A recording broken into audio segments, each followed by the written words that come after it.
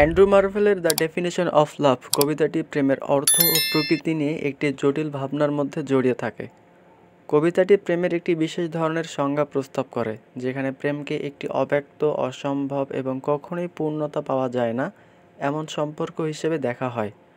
কবিতার মধ্যে প্রেমের অস্তিত্বকে দুইটি চরিত্রের মধ্যকার এক অসম্ভাব্য সংযোগ হিসেবে বর্ণনা করা হয়, যা পরিণতি লাভ করতে পারে না, কারণ তারা কখনো একে অপরের সঙ্গে মিলিত হতে পারে না।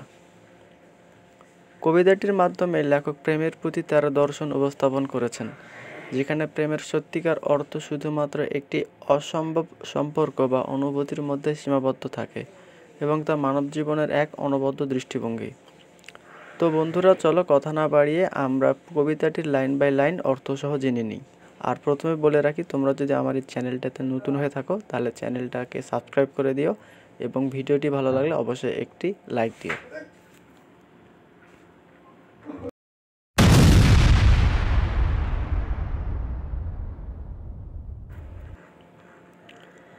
My love is of a birth as rare as 'tis for object stands and high, it was begotten by despair upon impossibility.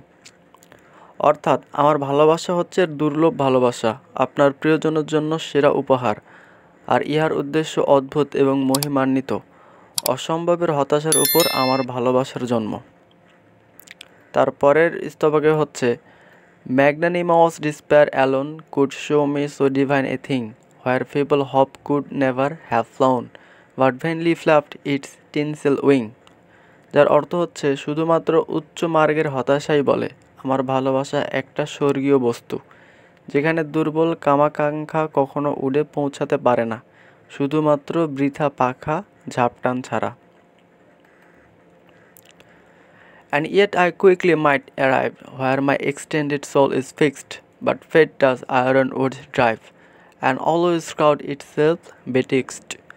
আমি পৌঁছতে পারি দ্রুত, যেখানে আমার শক্তিশালী আত্মা বাধা রয়েছে, কিন্তু নিয়তি সব সময় কিলকে ঢোকায় আমাদের মাঝখানে। এবং এর পরের অ্যাডটা হইল, for fate with jealous eye does see two perfect love nor lets them close, their union would her ruin be and her tyrannic pole depose.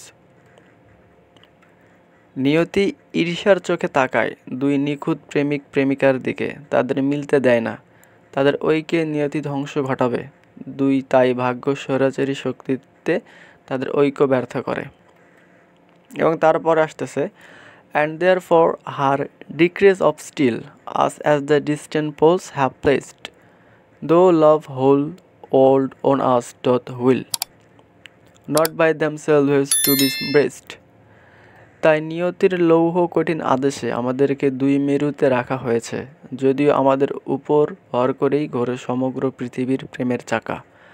আপনার প্রিয়জনের জন্য সেরা উপহার, তবু আপনাকে দুটি দেহকে আলিঙ্গনাবদ্ধ হতে দেয় না। Unless the giddy heaven fall and out some new convulsion tear, and us to join the world should all be crammed into a planisphere.